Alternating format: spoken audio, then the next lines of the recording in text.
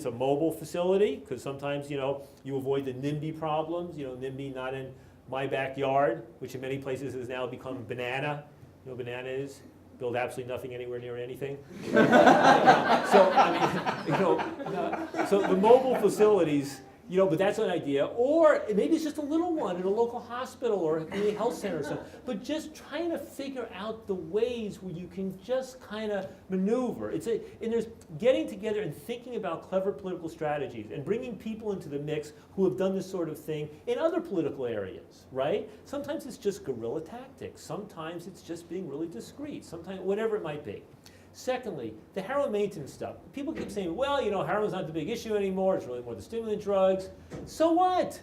People are still using heroin. You now have absolutely powerful evidence that this stuff works. You have powerful cost-benefit studies. You've got law enforcement from outside. You could probably get law enforcement from here to support it. Why not start at least insisting on the open discussion again? Why not say Australia had this discussion, and then Prime Minister Howard said no, because it would send the wrong message.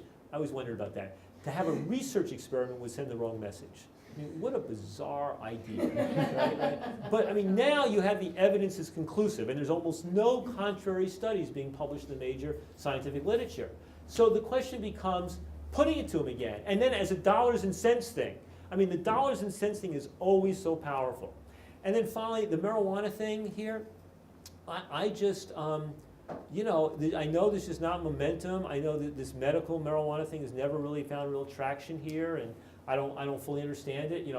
In Israel it's big, right? Canada it's big. There are some places it just kind of takes off. America, it was actually transformative. I was deeply involved in raising the money and putting together the campaigns for most of the 14 states where it's now legal, and it just had some magnetism for it was the first area where a majority of the American electorate said the drug war had gone too far. It transformed the imagery of who was a marijuana user from the teenage dropout, with tie-dye T-shirt and blonde dreadlocks with hemp leaves in his hair, right, to a middle-aged person struggling with MS or cancer or whatever it might be. So it was it gave us experience in winning political victories, right? It allowed us to run ads and have legislative testimony of people talking about the benefits of this. People in wheelchairs saying, the first time I got out of this chair was when a friend came over one day and gave me a joint, and I actually got up to answer the door, and I hadn't been out of the chair in a year.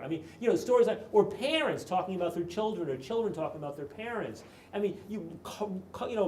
Right-wing, cold-hearted politicians, eyes tearing up when they hear this testimony, and going to the old principle, if it was my dear mama in bed and she was dying of cancer, I don't want the government telling them what medicine I can give my mama. This kind of stuff, right? But stuff bubbles. I don't know why that doesn't work in Australia. Maybe it could still. I don't know. But then the broader legalization thing is, my biggest argument against legalizing marijuana, which I'm a strong advocate of legalizing marijuana, is I don't want to see the alcohol, tobacco, pharmaceutical, or consumer goods companies taken. I don't want to see, what I would call the Marlboroization or the Budweiserization, the mass-marketed beer, tobacco, and marijuana, right? And I ideally like to see the microbrewery model of marijuana, right? Or maybe the vineyard, model. There's a lot of people in my country and yours and others who are living sort of off the grid, who are making money on the side or raising a family because they're growing marijuana, right? And when we did Prop 19 in California, we lost the vote in Humboldt County of the marijuana growers because they're worried about being pushed out. I'd love to find a model that worked for them. When I went to New Zealand 9 years ago and I met with the Maori leaders, the guy was the sort of head of the Maori leadership in the parliament. And he says to me, he says, let me tell you something. This is bringing more money, what do they call marijuana in New Zealand? Daka. What? Daka. Daka? Yeah, Daka. It's like South Africa?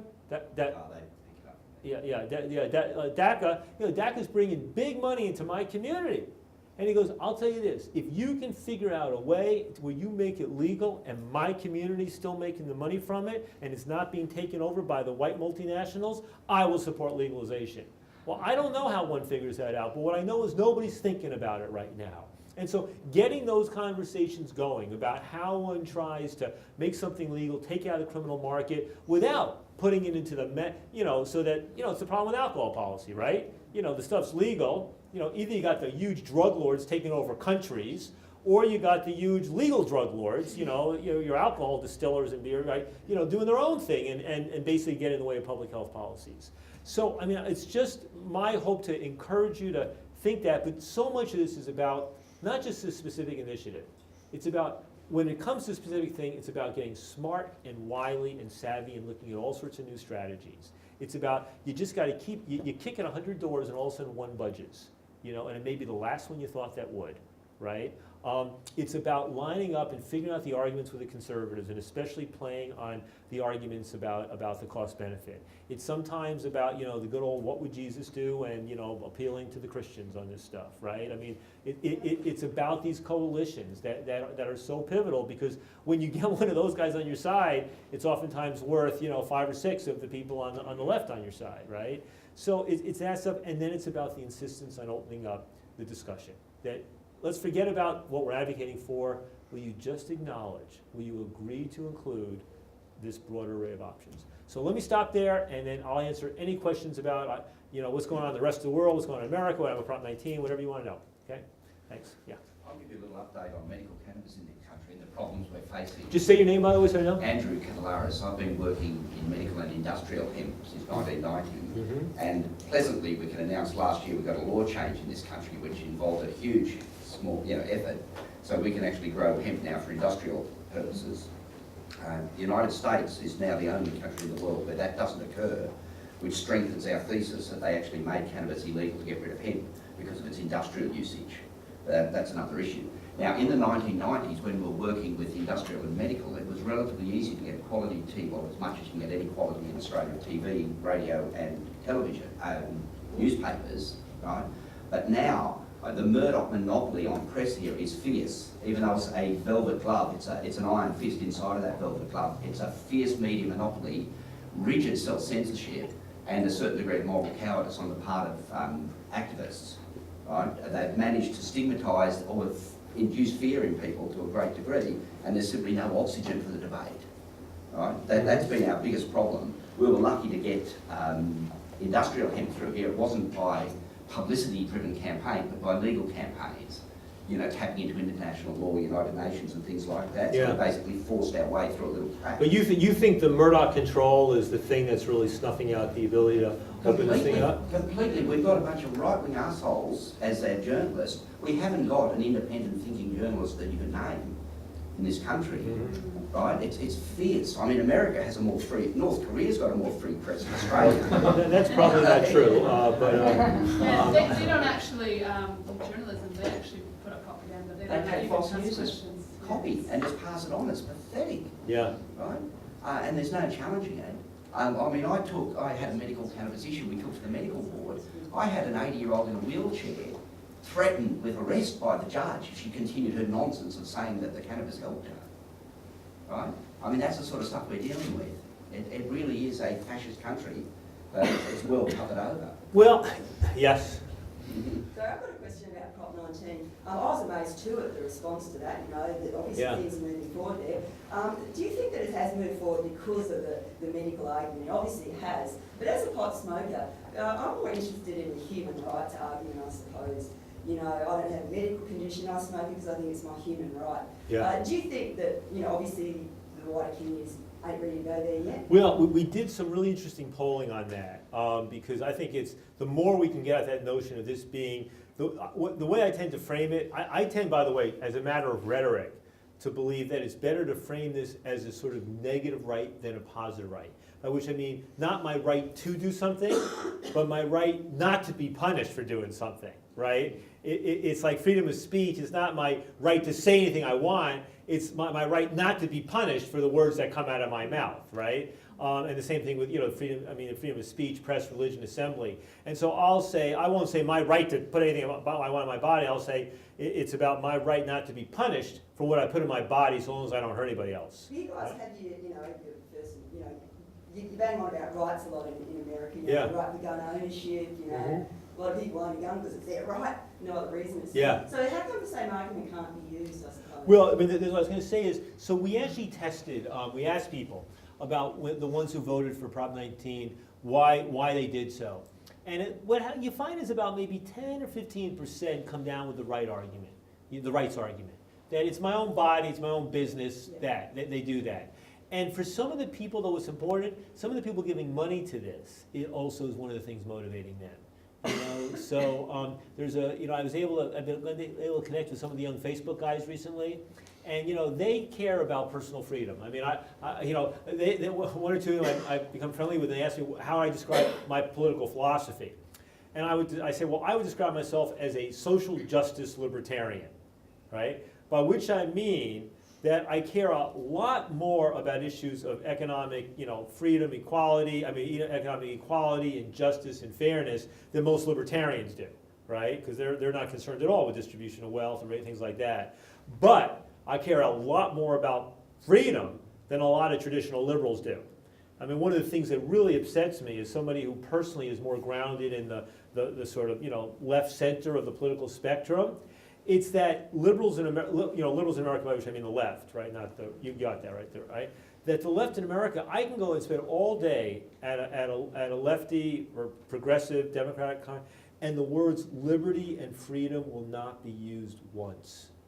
And I can go to a right-wing political gathering, because I get invited to those as well, and they're the Liberty League and the Freedom this and the Freedom Watch, and I'm going, what the hell? What the hell? I mean, is the left conceding the notions of liberty and freedom, you know, in America? I mean, it just seems to me horrific. And the funny thing is, among the allies I get on the right, they are more passionate about freedom than the people on the left, you know? And so I think it's, you know, and so I think some people do resonate with that argument. That's what motivates them, and obviously it motivates them with marijuana and with psychedelics. It may also open them up on some of the broader areas as well. But it's not the argument. You know, I sometimes use it as my punchline when I give my speeches. But I use it as a punchline in Indiana a couple weeks ago, and people said, as soon as you use that punchline, you know, a lot of what you'd already got people around on harm reduction, they began to pull back away from. So you got to be careful about that. I also have to say, you know, my sense is that you in Australia, I mean, the other thing about the gun thing and drug thing is that, you know, the gun thing in America is extraordinarily powerful. It's not just about hunting and stuff like that. I think there is a kind of, there's this intimate relationship that people feel with their guns. I mean, it's a sensual thing. It's the feel.